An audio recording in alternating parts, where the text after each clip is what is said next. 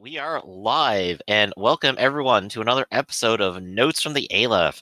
An Aleph is a high point from which all things are visible, and from our vantage point, we'll be looking at tabletop role-playing games, their design, and the theory behind those designs. And here, our motto is to be fair, build up, and have fun.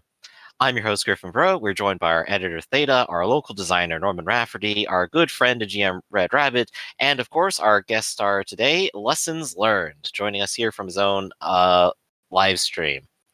When it comes to tabletop games, I have 15 years of experience running, playing, and frequently fixing problematic rule sets at the table. My pronouns are he, him, they, them.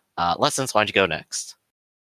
I am running a game for these wonderful people over at Raptor Channel on Sundays. That's Into the Wild Coast, a 5th edition Greyhawk game. I'm also a writer. A collection of short stories has been released on Amazon for 99 cents called Night and Stars. And I'm also a bit of a designer myself, working on 2 current projects right now. Hopefully, I will, in fact, get around to launching something before the year's out. And I also love playing games. I've been playing a variety of games, mostly D&D, but many other games over the past 25 years. All right, Red. Hi, RedRabbit here. Also GMing for these fine people. We're doing our Ironclaw game Wednesday mornings at 10 a.m. Eastern Daylight Time. And we, also a longtime lover of games, currently professional GM, and consider myself a student of tabletop game design. And Rafferty. Hello, yes, I'm Norman Rafferty. The first game I published was Dutchman, Switzer, Spaniard, Swede, which was a war game with miniatures for the 30 Years' War. And I just worked on that with one of the people. And I guess since then, it's all been one crazy ride. Where's our second edition, Rafferty? Where's the next 30-year war? Well, that's not one of the games I wanted to talk about today. In fact, what are we talking about today? Well, today we're talking about RPGs. And so RPGs have only gotten more popular at time, but a lot of the time people are playing and talking about the same game they've been playing for about the past decade or two. Sometimes literally even the same edition. As of 2020, the ORR group reported that some of those popular games to play were, in fact, Dungeons & Dragons 5th edition, Call of Cthulhu in any of its edition, both editions of Pathfinder, Warhammer in all of its brands, and World of Darkness in all of its flavors. Today, we want to break away from all of those just a bit and talk about games that nobody talks about, but should. Maybe by the end of this episode, you'll want to break out a brand new game nobody has talked about. And let's make our cases. So, who'd like to go first? Who's the most excited? Oh, I saw Lessons raise his hand first. Sorry, getting my shot. Too slow on the ball, Rafferty. Yeah. I mean, the problem with this game is you can't find it unless you actually do a deep dive in eBay, and even then you're lucky. It's called Marvel Saga. In the 1990s, TSR decided they're going to do the Saga system, which was going to be more, performative, more freestyle version of their D&D, and they applied it for some reason to Dragonlance, which I guess because Dragonlance was so game bouncy when it came out. Dragonlance was huge. I mean, let's not forget it was an IP that they owned, and it was winning awards and getting on the New York Times bestseller list. So it was a natural. Yeah. And it didn't work at least it didn't work for me for Dragonlance, but for superhero games, a card-based system, which you had basically your cards had a color very much like Magic, and your grays were your Doom cards, and your greens were your Hulks, and it was like very easy to learn because like green strength. Red was dexterity with Spider-Man, and it was all about dropping cards and saying and moving very active moving forward. Help me out here because I had a copy of this game, but I never played it. So if I remember correctly, there were also numbers in the corners of the cards, and then a calamity or something that was like listed on the card as some sort of event that would happen. Like how did that come into play? That is in the Doom cards. Because when you had the gray cards, the Doom cards, which could be used to boost, because the thing is you basically stack up the numbers, right? So you had 1 and a 3. The bigger your numbers, the bigger the punch, the thing that you were trying to do. Now, the players had to decide whether they wanted to drop a Doom card, because that would give a number to anything they were doing, and stop the chain. Do 2 things. First, stop the chain, because the card was a different color. They had to match. And second, you would essentially hand that Doom card to your GM. So now they were getting their stack bigger, building their cards of Doom cards. And usually a good GM would just wait till the last final battle and go like, hey, folks, here are all the hard hits. They're coming your way, right? So in theory, instead of having random dice to generate events, you had cards with numbers on them, but the bigger the numbers were, you were handing special events to the GM to use against you. So the Doom cards the only. harder you went, the harder the game got for you. Is that what I'm hearing? Well, if it was a Doom card, the great card, yeah. Everyone else, of course, if you spent the card, you had to wait until we reshuffle and see if you got lucky, if you got not only the card with the number, but also the right color for your build, right? If you were like a Spider-Man, you're built on dexterity, so you wanted a lot of red cards because that's what you did damage with and dodge. If you were like a Hulk, like a big strong guy, you wanted a lot of green cards. But if you ended up with blues or something like that, but sometimes maybe you were very low on intel, you got all your reachers cards, your blue cards. They had different characters and they had some descriptions as well. But it's like, oh, I'm going to stack my blue cards. This is the time when I get rid of the blue cards, right? Because I want to make this intelligent check. I want to show that in this particular instance, I'm being very, very smart, right? So it was a little more strategy, less randomness, depending on the card draw. It's interesting because I've seen other approaches to getting cards. Like most famously, I think they just kickstarted a new version of Everway. Do you guys remember that? Nope. Sorry. Okay, before Wizards of the Coast bought TSR, they tried to make their own game called Everway. And it's incredibly confusing because it has a lot of cards on it that are high concept with very abstract art. I mean, it was not like it was weird that a company that made Magic the Gathering, which was for small kids, and had extremely precise rules written on every card. This needs 2 greens and 1 of anything, and then it appears in trample. Right there on the card. Extremely precise, go. And then they had, but this game, you could see the Chandler's making her candles. What does it mean to you? And it's kind of like, these are not the same audience. Looks like it got good art, though. Looks pretty cool. Yeah, I mean, Everway, they hyped Everway, to heck and back, and no one bought it. And I guess I've seen a lot of games that try to put cards in, but like Everway, for example, put the cards in, it was too abstract. Then you had like the 4th edition Gamma World came with cards in it that had random mutations. They wanted you to have a new mutation every day. Did anyone play that one? Yeah, I play tested it, but what I didn't like about it was, I guess people love this, but I myself wasn't very good at it. The sort of sheer randomness of Gamma World was a bit too much for me. I liked it a little more, tempered. I had the same issue with it that you do. That it was just too silly. I mean, the problem is we could talk about this. Definitely, the game has to set the baseline for seriousness because people will only get sillier. So if the game is already random and silly, we're just going to be randomer and sillier. And that means like stakes are just kind of disappearing. So you can't have a game that has both stakes and silly. But so the Saga system was interesting because it's the first one to try, or it's the only one I've seen that really tries to put a mechanic tied to the actual events that are going on to be a wholly conceived system. And TSR really pushed it with 2 games. But yeah, you never hear about this. And this design approach seems, I don't want to say it's disappeared, because if you look on DriveThruRPG, you'll see stuff like, I don't even pretend to know how Invisible Sun works because it's got like a 600 card deck. Good luck with that. But this whole thing of using cards to simulate play hasn't ever really caught on, except what is it? Do you guys know the name of the game where you're all escorting the princess's escorts? Do you know that game? Be a handful of games, actually. Okay, I mean that's very much but that's not a mechanical role playing. That's extremely a storytelling game where they flip over new story events and you talk about your position. It's not nearly crunchy like this. It's not 3 or 4 people beating something up. It's not that kind of role playing.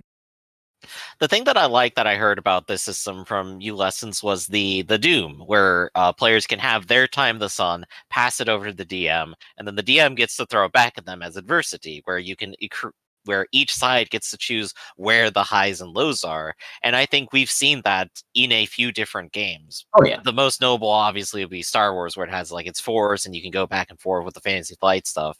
We're trying not to talk about that as much as possible. But I've also seen it in plenty of board games where there are, say, competitive, like 1 versus 4 kind of things, where one player will play something and the DM or one player will get something in return. I think that sort of mechanic is a good one because that allows something more narrative-esque to occur, where people expect these highs and lows. And we talked about that before, trying to create that, and it's kind of a skill to do it as an improv thing. But if you have the card that just says, hey, it's your time to have a high point, you just play it. There you go. Although it does have a side thing that people have been moving away from mostly today, is that you have a little bit of player versus GM. Yeah. Because the mechanic encourages you not to give Doom cards to the GM because you don't want the GM to then turn around and use your cards against you.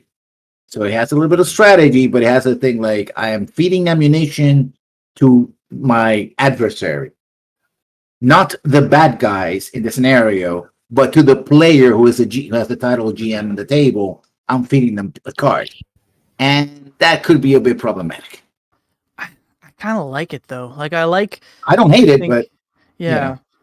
I think it's interesting. I really like the idea of games using mechanics to adjudicate that kind of interaction, though. I mean, obviously, it doesn't work in a lot of our modern RPGs because you've got the GM who has limitless powers and could crush the party, and you don't want players to have a bad time.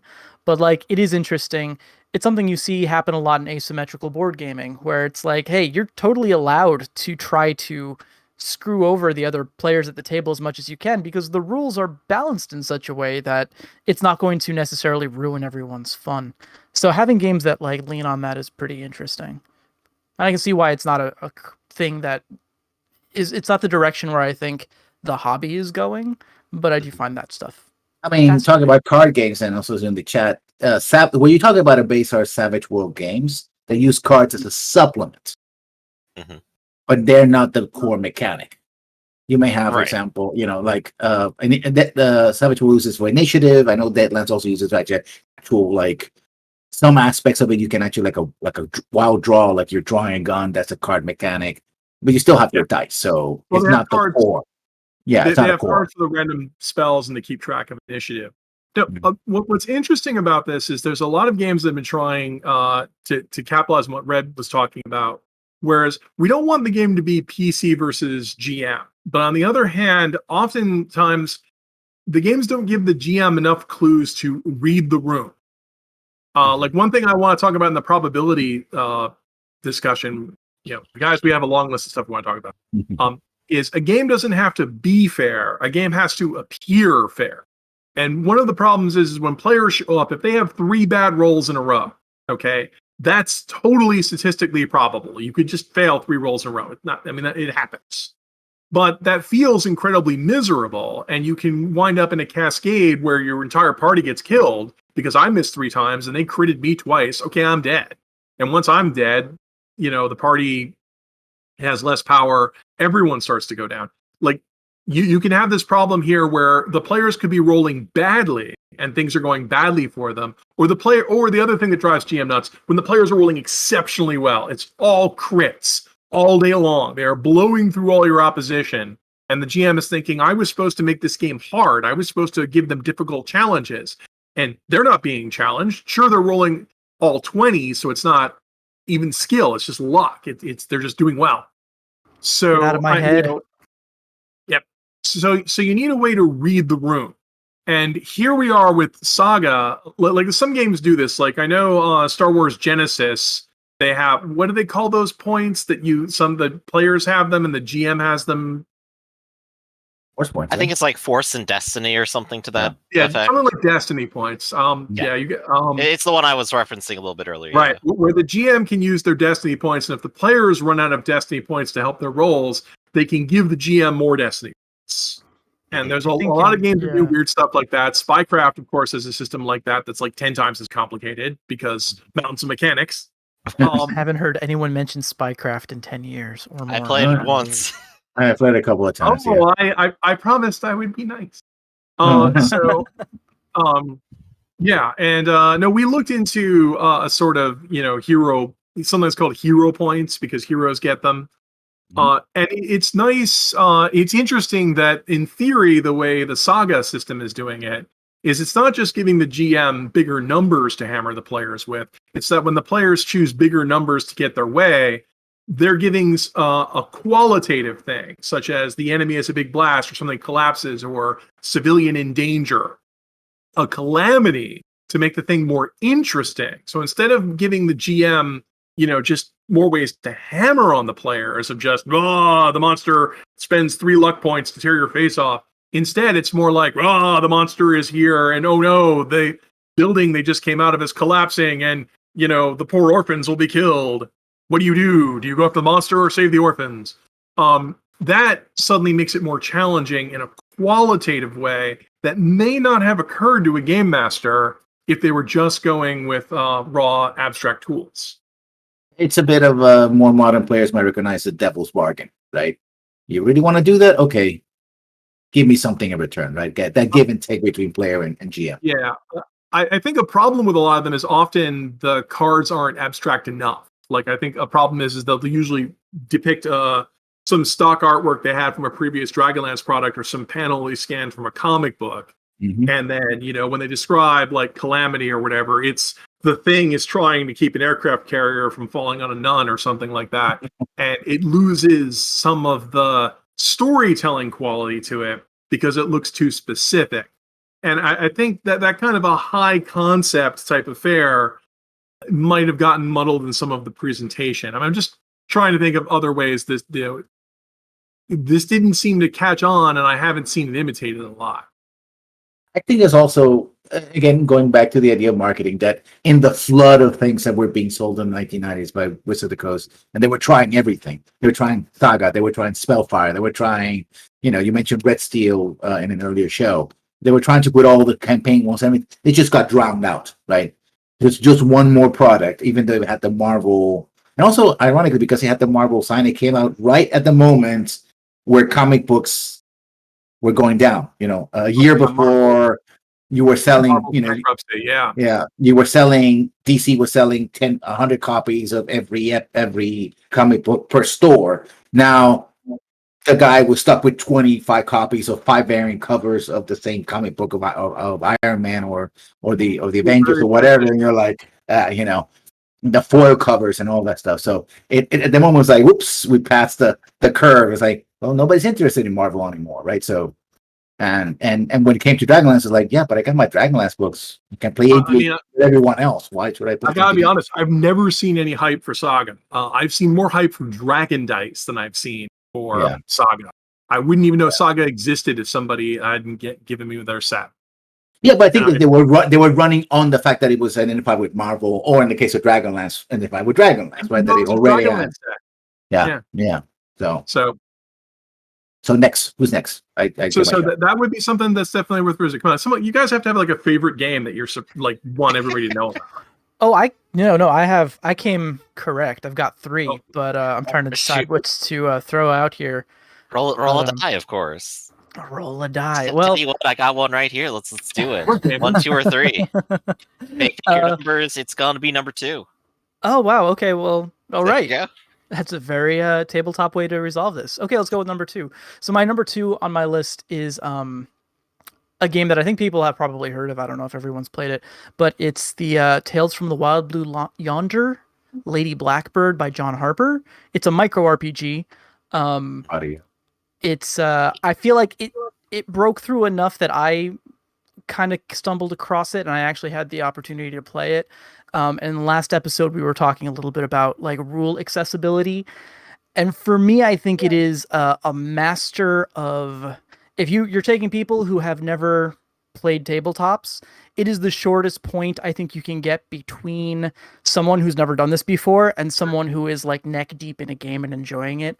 And I think that comes from a very minimal set of rules that are functional and flexible and that can scale up. They use I guess this might be a Fate derivative thing.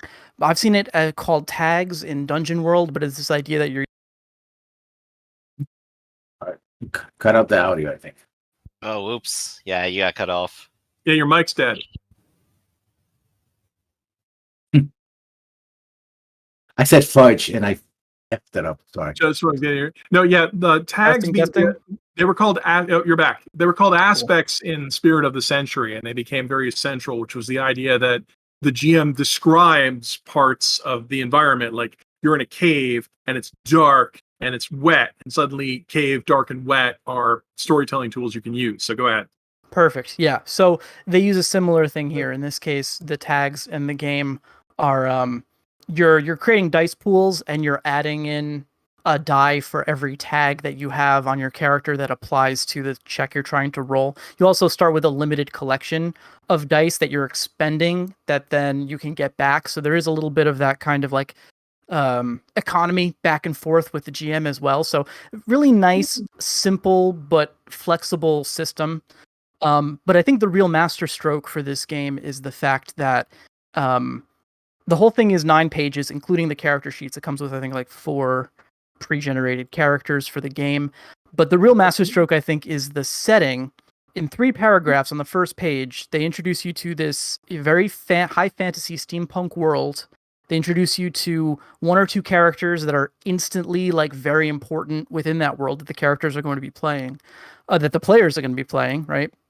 And then they drop you into a scenario that could go a million different ways, but is like very high tension. The premise is there's a runaway noblewoman who is running away from arranged marriage, and they've been captured by somebody, I forget exactly who, but the game starts with all of the player characters in custody in an interrogation. And so right away the characters themselves are also incredibly archetypal. So it's like you can instantly figure out like, oh, this is like the pit fighter warrior bodyguard, and this is like the sorcerer noblewoman, and this is like the gritty airship captain. And I'm rambling, but basically I think that there's a lot of imagination and creativity here, but it's all been stripped down to its barest parts. And I truly believe you could put anyone into this game and they would like pick it up instantly. So that's my vote for Blackbird. From what you're describing, this sounds very much what I was talking about, which was the focus on performative gaming, which is the idea that the game starts off with they assign you a role. You didn't pick this role, or so you didn't design this role. You got assigned the role of barbarian pit fighter or airship captain, and they give you a list of what your motivations are. Then they have a mechanic system that says if you're paying attention to what we're saying, to certain keywords of how we're describing locations and places, you will get mechanical bonuses for building up. There's that, our mantra there as an improv to build upon what you've already heard. So you need to be engaged with what you're hearing, and then you help build the narrative with it. These are improv acting techniques. This is a game that, with a lot of performative games, you don't want a lot of mechanics getting in the way because you want to emphasize performance. Yeah. And so this is a game that immediately tells you we will reward you for performance. And no, I think this sounds very, very much How to Host a Murder Mystery. Have you guys ever seen those? Kinda, yeah. Yeah, it's a lot like those, where those have rules and aspects and keywords to them too, but are also designed so you can get a lot of guests into it very quickly, assigning roles to everyone, and that sort of thing. There's a tradition of this that goes way back, but it's good to see a game that I definitely want to look this up, because this sounds incredibly streamlined, like it's benefiting from it knows what it wants to be and then is that. Yeah, John Harper game. John Harper game. You can get it. It's 17design.com. It's all spelled out, no numbers.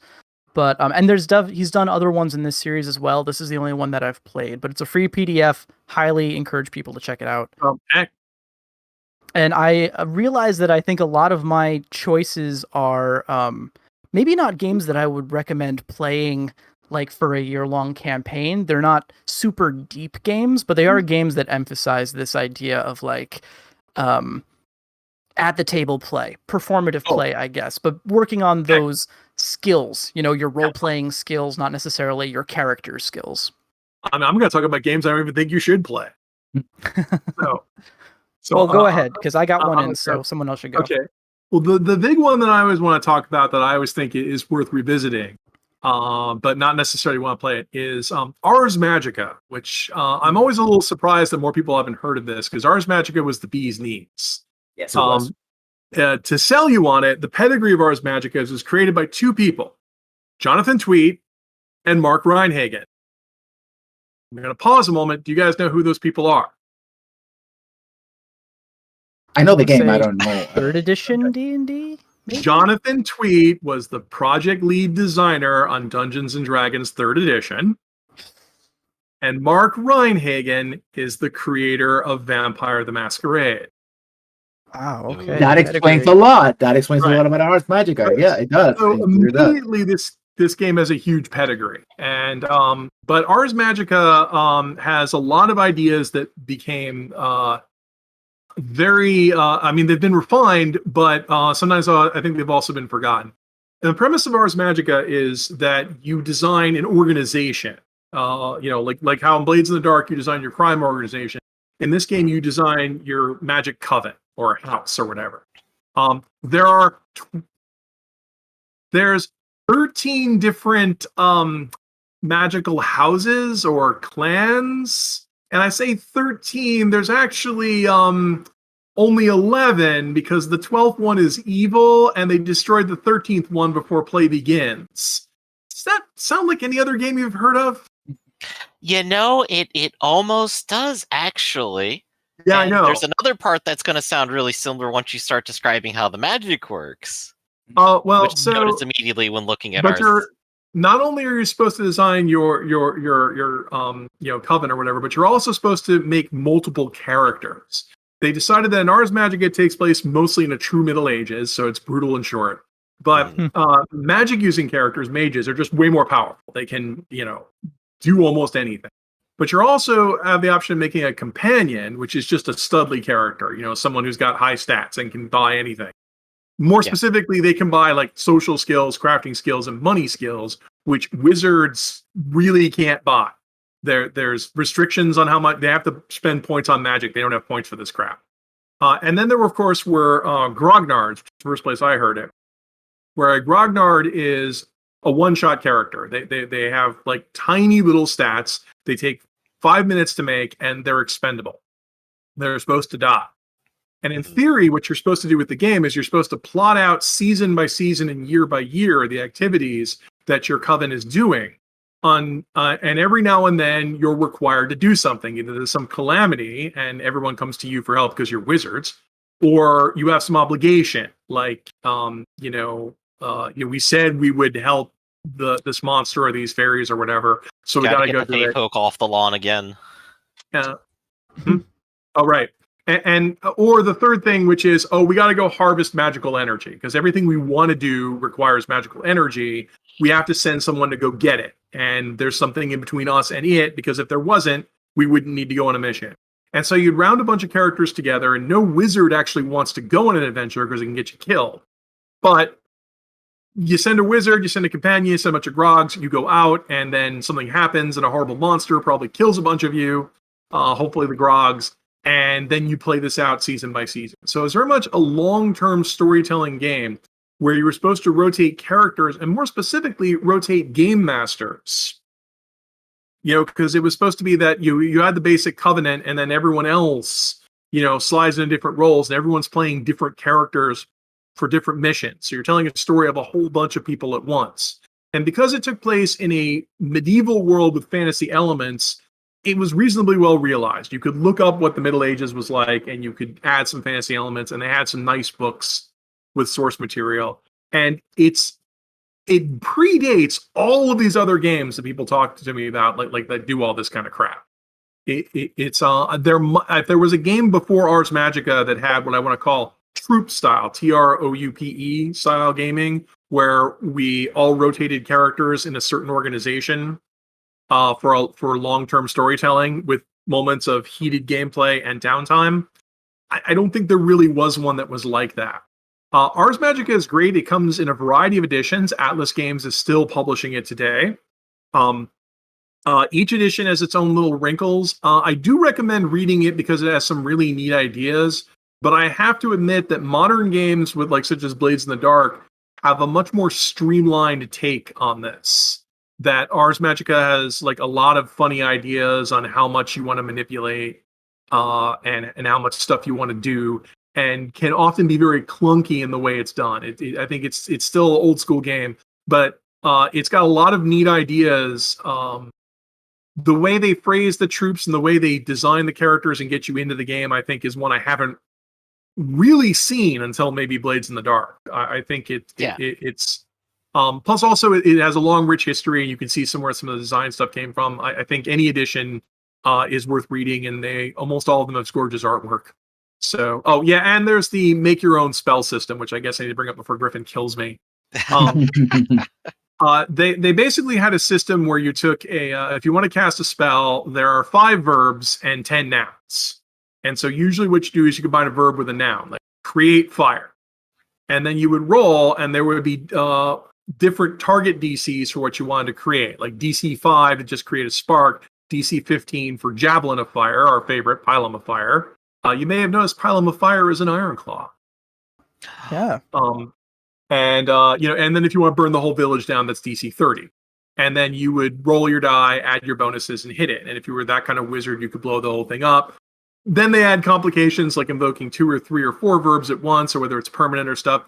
It was reasonably flexible, and there's quite a few games that have tried to implement this system. But Ars Magica, at its very core, had a very simple way of doing it, of just listing all the DCs. Create fire. Level 5 is light the fireplace. Level 15 is kill somebody. Level 30 is kill everyone.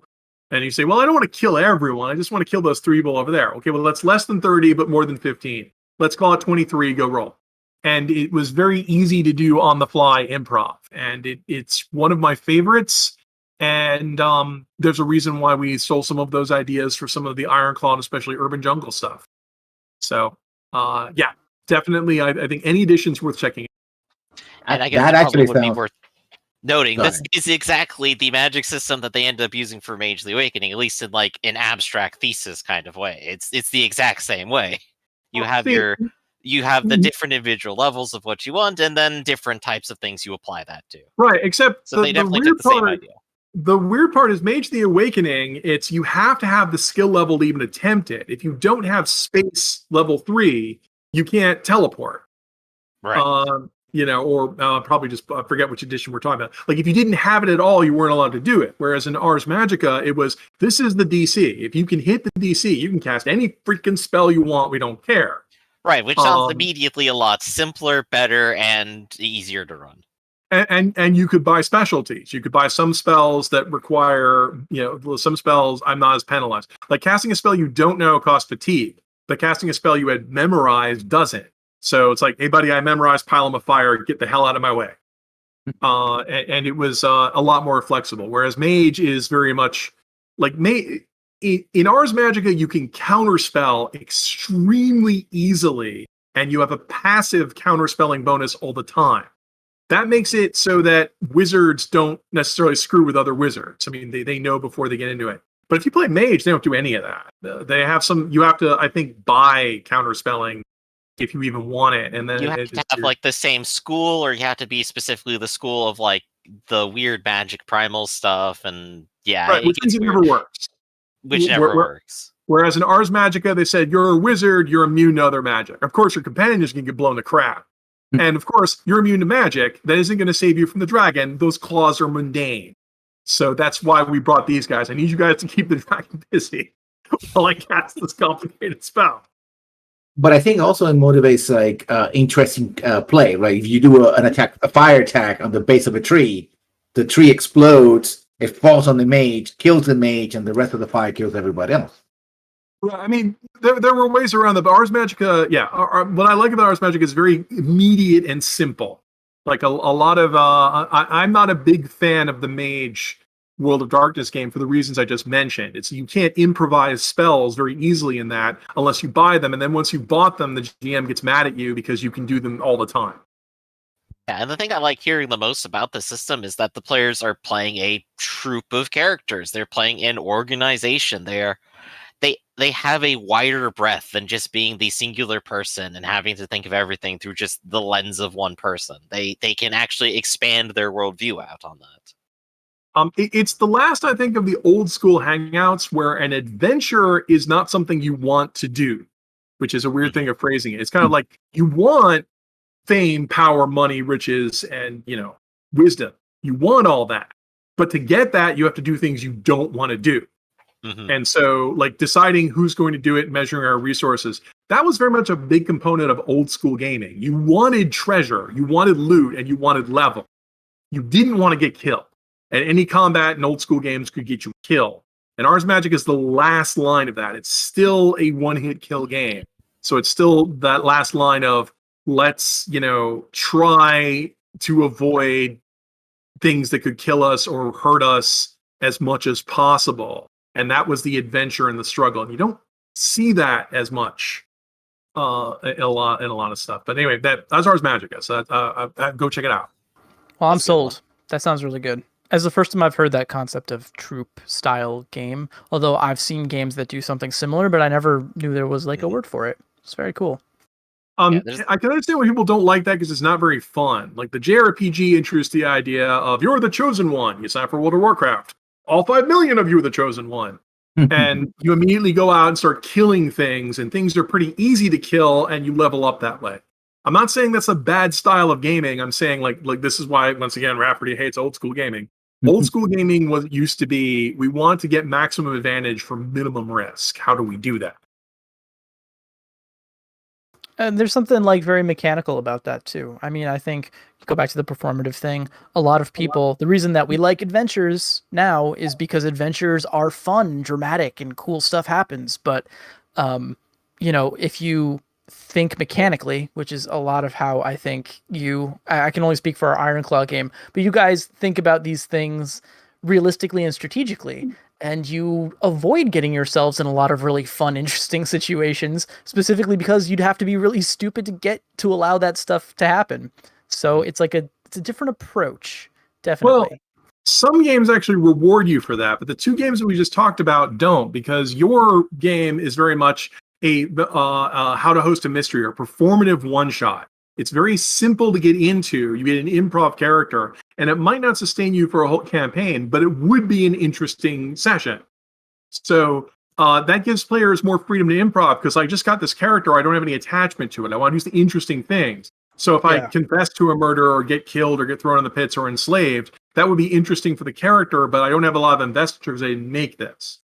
Ars Magica takes the approach that you make multiple characters, some of which you really care about because you put a lot of effort into building mages and companions, and some of them that specifically said, grognards are one line. You write down one line of what you're good at, go, and you are almost definitely going to die. And that was their excuse of we had both characters that could be long-term campaign and encouraging you to throw yourself into it and take risks because here's a character you have no attachment to and doesn't level up. But that's not for everybody, though, because I've met some people who don't say, oh, well, I don't want to play somebody who sucks. You want to play him because they're going to have a quick, fun death. That's why. You're there to roll dice. Yeah, man, the art of the beautiful death. Speaking of rolling dice, I guess it's my turn to actually say something. Oh, now I have to actually carry a conversation. Can you imagine?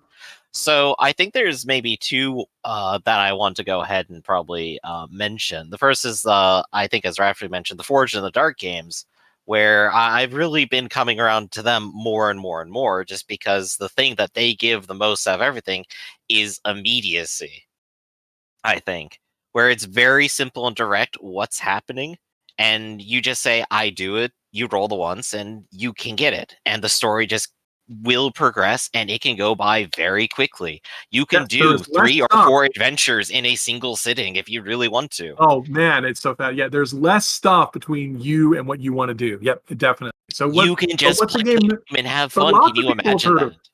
Yeah, lots of people have heard of Forged in the Dark. What's a game that no one's heard of? What's a game that no one's heard of? Have you heard of this small company called Sanguine Games? Well, I don't want to hype my.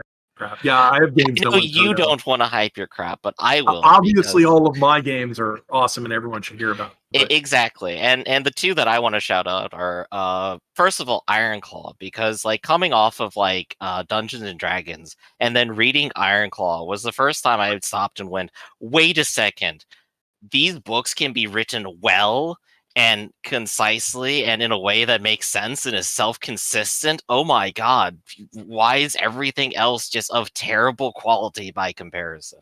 now, This is the feeling I initially thank had with you. Ironclaw. yeah. And Meanwhile, I'm Ironclaw finding is, new of course, a typos every fun, day. dramatic game about politics, which is a completely different angle from, as we mentioned, D&D, which hypes itself as generic, but isn't Game of Thrones, isn't Lord of the Rings. But you could probably do both of those with Ironclaw in some extent. Game of Thrones for certain. Lord of the Rings, you just need to throw in, a magical object and have fun. When I complain, I mean, just to real quick, when I complain about these other games, it's because getting back to Mountains and Mechanics, our previous podcast, there's often something in the game that undermines all of that. Like D&D is infamous for every spellcaster can charm. It's both a divine and an arcane spell, and it's first freaking level. Mm-hmm. So, if you want to do something like that's fun and different in the game, these charm spells are staring you in the face. Sleep spells are staring you in the face. You can just knock anyone out because you feel like it. The thing people most make fun of with Lord of the Rings is why don't they just teleport to Mount Doom, which you can do easily in D&D. It's like people say, you have to be a high enough level. Okay, so we didn't send 9th level people to destroy the ring of all creation. We sent someone less than that, right? It's like, anyway. So, yeah, some of the games that we're pointing out here, I mean, are having mechanics that work with what we want players to do. Yeah, so... right. Can I tag in on this? Absolutely. Ironclaw for that, because Ironclaw's major goal was the thing that Ironclaw has that I guess to my own horn is I haven't seen this in other games was the idea of tying a stat to your job. Like a lot of times when you have stats in games, they're abstract things like Constitution. Does this mean I'm good at the Bill of Rights? What does that mean?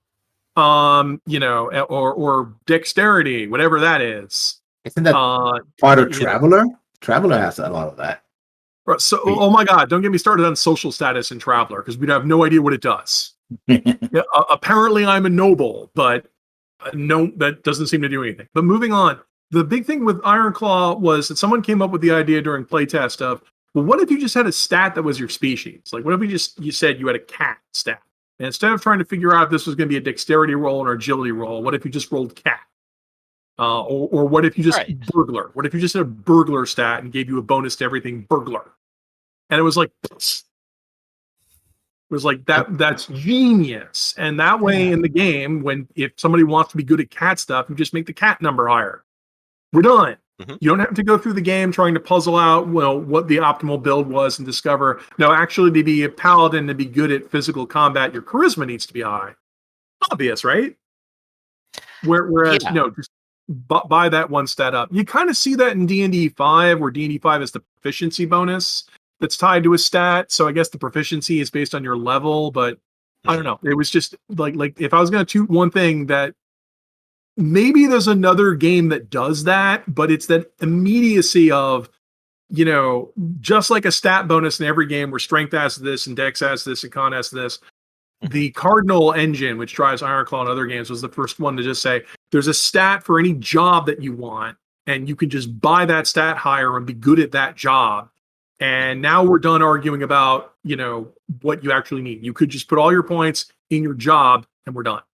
Yeah. Right. And I think just one last thing to say about what I do like about it is that it is qualitative rather than quantitative in a great many things that it does.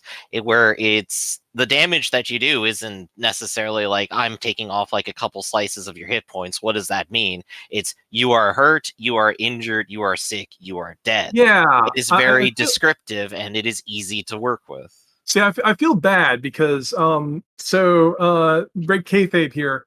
So the Ironclaw game came up with the idea of statuses, that when you hit people, they suffer statuses like hurt and afraid and injured. And that was because I played a lot of D&D games where it was like the GM doesn't want to tell you crap. It's like, hey, I've hit the guy, hit him for 13 points of damage. That means all of us have hit him for 57 points of damage. Is he hurt? And the GM goes, well, yeah, he's hurt. Is he wounded? You know, like, are we doing anything? How much longer is it going to take? Yeah, I mean, like, is there any sign they say, well, he's got some wounds, but he still seems to be pretty much in the fight. That's what you said last time. In other words, I'm not getting any feedback at all. At least in a computer game, there'd be a little bar above his head that got shorter.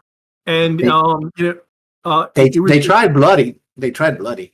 But it didn't stick. I love D&D 4, and I thought bloody was great because it was a cue to players that we were actually doing freaking something.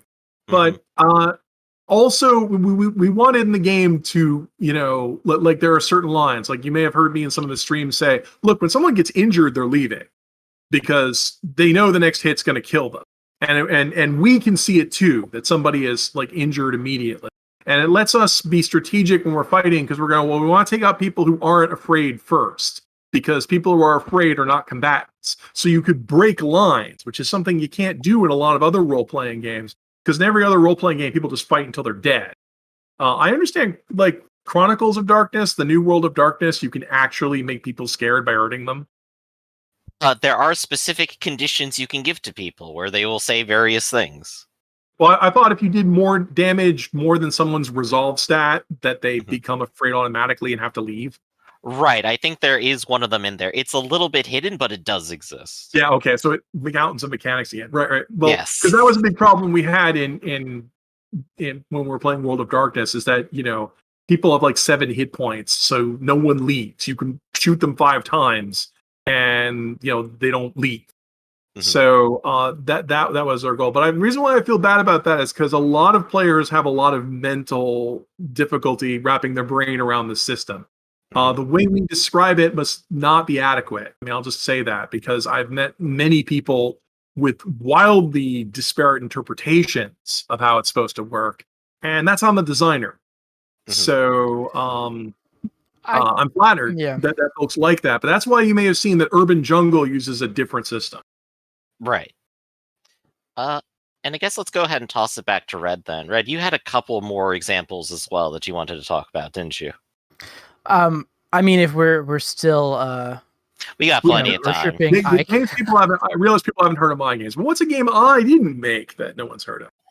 Well, I want to add one more thing, and this is just a general, you know, thumbs up. But I think Ironclaw, if you're looking for a start to finish collection of really inspired, interesting, unique game design that also makes so much freaking sense when you really pair it, when you really dive into it.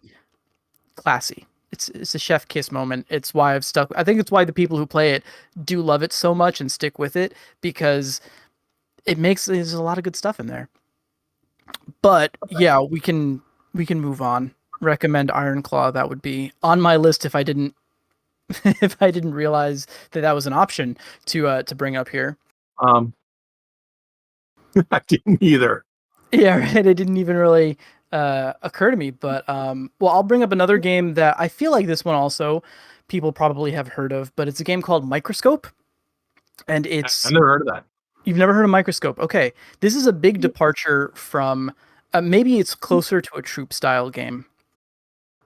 The deal with Microscope is that it's a group creative project, more or less, where you guys are creating a timeline, and the timeline could be a fantasy world, or it could be the history of galactic exploration. It really doesn't matter. What you're basically doing is you are communally adding events like eras, and then events within those eras non-linearly to this timeline. The reason I like to bring it up is that it's a really interesting, once again, another thing that might be a good break from your standard role-playing game campaign, but it's a cool way to explore that kind of group creativity that I think happens at every table, but specifically when but specifically, like, it happens in small ways. In Microscope, that's the whole game. When it's your turn in Microscope, you can literally do anything. You could invent a lost civilization of Atlantis. This is the example they like to use. And then when it's the next player's turn, they could nuke that civilization. like a year later if they want to. They can add another era where it gets destroyed. So nothing is sacred. Everything is additive. But then Well, you I can know what I'm also doing on my turn. I'm going to play devil's advocate here and say, Mhm. okay, but why would I have to get microscope? I could just get 4 people around and we could just brainstorm. What does the game add to our discussion? The game is so I think it provides a really interesting framework for this kind of stuff. I don't want to necessarily go into all the mechanics right here, but what I will say is that it man, you really stumped me there. Like, how do I defend this thing mechanically without Well, describing let- all Do of the players mechanics? have resources that they spend? Do they have like a pool that Yeah. refreshes? What is their constraint on choosing what happens? I mean, I'm going to do devil. Let me talk about 2 games that might be worth talking about. I already talked about Everway in a previous stream. Everway was the same thing, where in Everway, published by Wizards of the Coast, you could use the cards to be abstract. I'm going to back up even further. Aria, Canticle of the Monomyth. Have any of you ever heard of this? Yes, I have. Not yet. I haven't is a played it, but I heard huge- about it. Yeah. Yeah, there we go. It's a huge monstrosity of a game. It was also a game where each person represents one fantasy faction of a larger world. And then you wrote down numbers that measured your prowess in those and had rules for interacting with them. Aria is like a 300-page book. It's one of those books that I think is a little bigger than it needs to be, which is kind of an obstacle to it. But that's another game where, you know, it had a formal procedure of, if you want your place to be powerful in one arena, then you have to concede that someone is better than you in another arena, so everyone can make a interesting faction in this world, so you can later role play in. And then they had guidelines for that and setups for that. What does Microscope bring to the table? So what Microscope does, and it is a very kind of creativity positive space. I will say, in many ways, it's almost not a game. It doesn't have a set ending. You kind of decide when you want to stop playing. It doesn't have points or scores or things like that. What it does instead is it creates a group collection of sort of like inclusives and exclusives of things that cannot exist over the course of your timeline and things that you need to be there at the beginning of the game. And then there's also sort of a structure that limits what you can do. So once you've created like an era, within that era, you can create, I don't know what they're called. You can create events that probably are like pivotal events in history. And then within those events, other people can create, or you can create specific role play scenes, and then everyone will grab a role. You can role play a scene to figure out how the event like executes essentially. But the limitations are in the turn order. So it's like you can create an era, but then the person next to me is going to. Oh, crap, Lost your again mic's at that dead last again. bit. Your mic's dead. No. Sorry, it's my push to talk. The last thing I said is that it's the turn order that limits it. So you can create an era, but you can't create the event in that era that's going to decide what sets up the next era, right? So it's sort of like you're trying to work with what already exists. And that can create limitations. Now that reminds me of something that in my personal experience doing, writing, actually been very popular, which is fictionalizing your world building. This is mechanizing your world building. It's also very popular in fictionalizing world building, because one of the problems with world building is it's just a series of dry events. This happened. This person died. This is the date. We go like, yeah, whatever. But if you fictionalize it, like, no, we get to see what's happening. We see somebody talking about it. Here, you're mechanizing it. I think it's a good precursor. Sorry, Rafferty, I got to mention it again. Session 0 kind of situation where you sit down. We're gonna play a game. Instead of being the GM going like, or buying a book and saying, here's the setting, we can sit down, map it out, get a consensus of what we like, and go from there. So, and I'll say I did that actually. So my second or third time playing Microscope, I got my D&D group together. We had just finished a campaign and we wanted to start a new one. And I said, let's do this. Let's give this a try. And maybe we'll throw it out if it's bizarre and bonkers. But we created a setting and we played in that setting. And I think that comes with its own pitfalls as well. But it is pretty cool. It's a cool sort of like, almost like a thought experiment exercise. So I recommend it if it sounds interesting to you. I like that it has formalizations. Like, for example, we could decide, okay, it's a world that the intrinsics could be that the world includes it has magic, but magic can't heal people, and we're all talking ponies. So, like, you could go with that and make years worth of stories, based on that premise, but it would be different if you had decided like different rules. So yeah, no, I like the idea that it has a formal exercise. And all of this to me like sounds like it might be like Aria, but speaking of our 4M discussion we just had, the problem with Aria is like, hey, let's do a creative exercise. By the way, here's a 300-page rule book that scares people off. Whereas it sounds to me like Microscope is like what, 16 pages? No, there's actually a full manual to it. I'd have to check because I have the PDF. It's not 300. It's probably, I don't think it's 300. There's not a lot of like reference that you have to do. A lot of it is sort of like in how you arbitrate the game and how you like take the different phases of the game. Right. I will say this is an example of a GM-less system as well, which always fascinates me when I find them. Right. A lot of it's informed commentary, which is, so it sounds to me like it's a lot streamlined. So yeah, definitely, Microscope sounds like something to check out. Yeah. Oh, and one more thing about Microscope. This is Ben Robbins. You can find it for $10 on DriveThruRPG. Just want to make sure that I was giving people places to find this stuff. It's all good. Good idea. Lessons, you got like another one on your list? Yeah, I want to say this very quickly. Something that's more modern than all the list of all the games nobody heard about because they're 30, 40, 30 years ago or more. Scion. One of the lesser known games of the World of Darkness extinction thing.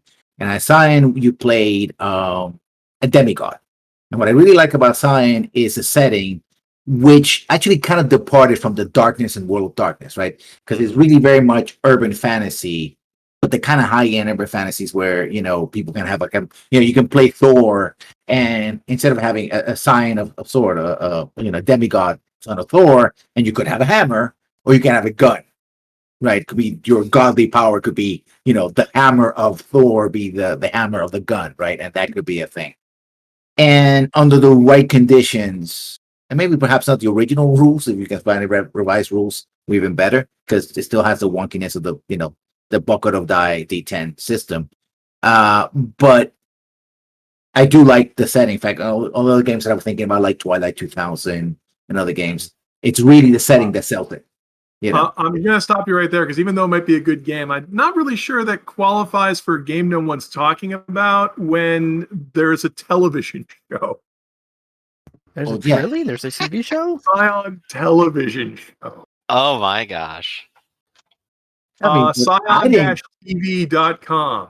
I never saw it myself, so I never. Well, they just started developing it this year, but okay. It might change very soon. It might change very soon. Maybe a rediscovered game. Scion might be a game no one's talking about by certain definitions because not D&D or Pathfinder. That's all it seems anyone wants to talk about. But it's going to get a TV show. Yeah, which and is just to be brief, D&D has.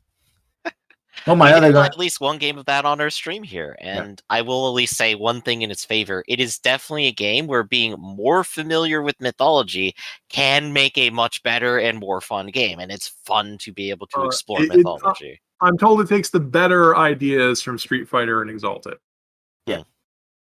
And the other one was Twilight 2000, and just because I like to go back to the idea of World War III and the Cold War and all that. It's like, hey, the world exploded. You're stuck in Poland, and your country probably dead. What are you gonna do about it, buddy? You're like, okay, Apocalypse RPG. Yeah, sort of. It's like at the apocalypse because it just happened. Like, depending how you start, it can be moments ago. Like you can get the radio call. Yeah, the bombs are off, or you can start like weeks later because you're stuck in Poland and it's NATO versus Warsaw Pact and. Well, the world broke up. It was going to be more of a Percy Jackson type thing. No. I mean, that's Scion. Twilight 2000. I was talking about. Oh, Twilight 2000. Okay. Yeah. Oh God, so, Twilight 2000. Yeah. Sounds crazy. It can be.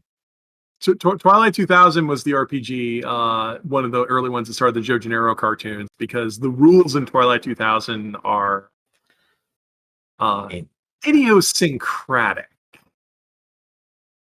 Yeah. But I love that. Man, I love it. There's so much I could talk about that line. Yeah. But I'd like to talk about RPGs that nobody talks about. So speaking of things that a TV show, I'm going to stretch the definition here a little bit. Have you guys ever heard of Have you ever heard of Star Trek? Star Trek. Now, that must be some sort of niche thing. Oh, do you mean Discovery? Now, so is there currently a Star Trek Thank you for RPG? I laughing. think the only one there is currently is Prime Directive, isn't there? Which isn't I really. think there is a new one out right now. The only one I know about is the Fasa one. Mophidius. What was I thinking? Of course, it's Mophidius or Motifius, however you pronounce that. Of course, they have the license because they have the license for everything. Okay, but that's not the one I wanted to talk about. The one I wanted to talk about was the one that was made by Decipher. Oh. A long time ago, there was a company called Last Unicorn, and they published a Star Trek game and went broke. Why they went broke is something I'll talk about if you visit my seminar at Gen Con, where we're going to talk about how not to go broke. But after they went under the ashes, Decipher was making a whole bunch of trading card games at the time. They were making the Star Trek trading card game, and they eventually got the Lord of the Rings trading card game, a company that has disappeared into history. They used to be the biggest thing ever, and now, whatever. The Star Trek role-playing game that they produced under Decipher, they got a lot of the Last Unicorn people back to write it. So it kind of reads like a second edition of that one. And it's one of the few RPGs I've seen that addresses your game. What if your game was like a TV show? Because you came here to play Star Trek, right? Presumably. Right. Now, Star Trek was both a TV show and a bunch of movies. So they talk about an episodic campaign as well as what they want to call a saga campaign, which is where we have large arcs that go through multiple movies or something like that. But it's one of the few games I saw that sat down and talked to you and also talked to you about managing your time. There's always a lot of talk about how storytelling techniques apply to RPGs. But if you want to get through an entire story, in a couple hours, you need to watch the clock and make sure everything is happening at a certain pace. And there's always lots of complaints of, well, my players decided they wanted to buy a tavern and went off on that. And the Decipher version of the game, especially the Game Master book, talks about how to keep players focused. It helps because it's Star Trek, and in Star Trek, you're all military people, so you almost always have a clear mission objective in front of you. But they also talk about structure your game in 3 acts. Act 1, you introduce the problem. Act 2, you escalate the problem. And Act 3, we solve the problem. If your game session today is going to be 4 hours long, then you can't devote much more than 1 hour and change, like 1 hour and 20 minutes, to each act. So if Act 1 is running long, you need to figure out some way to immediately move to Act 2. And they had advice in the book on how to do that. Yeah, the gunman walk into the room, of course. Well, the Doomsday Machine wandered off to go eat a planet because it was bored. And it's like, oh crap, we better go stop that. Oh, that's right. We're trying to stop a Doomsday. And it was also one of the few games I've seen that does that. Star Trek is a military organization. People refer to them by ranks. People have protocols they have to observe, and there's a command structure to what's going on. The captain gives orders. You can rebel against them, but you're not supposed to. And you might have something that happens in a lot that a lot of games never address. You might have some players outrank other characters. Like this thing has always disappointed me in some games like GURPS or Vampire, where one player might have nobility. They might have ranks in it, which means they outrank other PCs. So if they countermand another PC's order, that's breaking the freaking law. So, but you can't do anything with this because the PCs do whatever they want. And most GMs will have NPCs do whatever the hell they want anyway, because it's part of the story. They used to drive me nuts in Legend of the Five Rings. You're technically a high-ranking samurai, but peasants will still disobey you. So, Star Trek was one of the first games that said, well, look, you're going to be a player character, so we should give you stuff players would actually use. And it's the one that came up with that commanders just yell at people to give them bonuses to do stuff. So if you're Picard, you tell them, look, fly straight and keep the shields forward. If anybody else does that turn, they get bonuses to their rolls to do that. They, of course, can disobey you. They've just turned down a free bonus to all their rolls. That's a clever workaround. Okay. And people react very well to these kind of positive bonuses. It was extremely simple, and also they had another rule, which was the initiative order is the rank order. So in combat, the Nice. captain always goes first because they're the ranking officer. This is such a simple decision that reinforces the entire narrative, where you turn to the captain and ask them, "What do you do?" And it was just a very straightforward. They had other things that were in there, but I enjoyed the game because they obviously loved Star Trek and wanted to write a game that was like it. And it's one of the few games I've seen many games that try to adapt source material, but they just kind of take whatever game they had lying around and throw the source material out and are done. The Decipher version specifically was one of the few that I've seen that framed everything specifically like it was going to be a TV show. So I haven't actually looked at the Modiphius, however you pronounce that, the Modiphius version. It's probably good. I've enjoyed their other stuff, like a Legacy. But I think the Decipher game had some really nice ideas in it. Many of which you'll see in Ironclaw, because that's where we got certain ideas for Ironclaw. And also, it's just the presentation is really nice too. So if you can get a used copy, it looks really. Alright. It's actually funny because I don't remember who I was talking to, but we were having a conversation about genre in role-playing games, and this Star Trek thing came up. Not this game, I've never heard of it, but Star Trek is so separate from what you would get if you did a typical like sci-fi, like if you know, Starfinder or whatever it is. The way that role-playing games tend to go from a Dungeons and Dragons template, they're so chaotic, and Star Trek is such a morality play. Like it has so much restriction to the way those stories have to be told that I think it would be a really interesting design challenge. So I want to check this out just to see how they handle that stuff, because it sounds like they met the challenge, or at least they tackled it. Yeah, I mean, I definitely want to see what Phidias would do. Prime Directive, I think, didn't do as good of a job with it. I think Prime Directive was just like a very matter of fact translation, so it's licensed. But yeah, no, it's one of the few that I've seen. If people know of other ones, once again, I've been concerned about performative play and ways that can work better with it. And if other ones can, I think I think they broke it into a player's book and a GM's book. So it's the GM's book that I'm thinking of. But some of the stuff's in the player's book, and I'm generally a fan of what Decipher was doing in that time period. So you might, if you're a fan of Star Trek, I'm not a fan of Star Trek, and this is still one of my favorite games to talk about. All right, so I think what's up next is we're going to do our Ars Magica meets Star Trek meets Marvel Saga crossover campaign. So that's coming up next. Any final words from anyone? Just gonna finish that.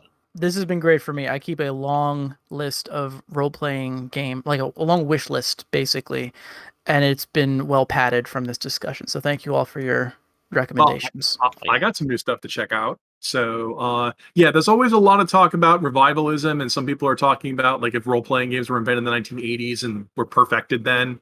There's a lot of little gems lying around that once again, it's not necessarily we're recommending these games are great. It's just that they had certain ideas, and you might want to see like what was important to them at the time. Because I know there's a lot of discussion about what about inclusivity in gaming, and like it wasn't as terrible as or a specific terribleness everywhere. There were some ideas out there. It's just people don't remember them or not loved, and also. It's a good idea to see what people have already done and what worked for them in the past. Would it still work today, rather than reinventing wheels all the time? Because I think it's really neat that some of these things that people think are real cool and new and never seen before in games, people tried them before. I don't necessarily know if they were successful or not, but hey, dig through old stuff. Immature designers imitate, mature designers steal. Well, you all heard it here first, then. I second Rafferty every word. Basically, that's it. All right, wonderful. So that's going to be it for this episode of Notes from the Aleph. We stream bi-weekly Fridays at 2 p.m. Eastern. You can join us live at Twitch at twitch.tv/Ractus. We also stream and record weekly tabletop games on the same channel, and you can join us when we start at 10 a.m., 2 p.m., and 6 p.m. Eastern Standard Time, Sundays and Wednesdays. Norman Rafferty here is a partner and writer at Sanguine Games. Check out sanguinegames.com and join us on the Reddit and Twitter. And look forward to the upcoming Book of Corals, Ironclaw expansion book, where you can gauge your own pirate adventures. Don't forget to check out RedRabbit and book him for a game over at Start Playing Games as Oracular Pig. And be Lessons. Why don't you go ahead and shout out your stuff? Yes, you can find me on my Lessons Learned channel, both on YouTube and Lessons Learned 1 on Twitch. I'm a writer. Night and Stars is a book over at Amazon for 99 cents. Amazon Kindle and other compatible e-readers, and also working a lot on game design and video criticism. I actually have a series on script doctors over YouTube where I basically deconstruct the narrative of entire video games and say, well, since my ego is up to the challenge, I am going to write it better than the original writers. If you actually do not hate that idea, then you have to see it. I'm checking that out. That sounds good. And of course, everyone, be sure to like, comment, and subscribe, and come see us all again. So for now, and tell us about your games that you think are forgotten. Yes, post, comment, tell us, harass us. We're always looking for new stuff. Yeah. I didn't even mention James Bond at Victory Game. All right, until next time.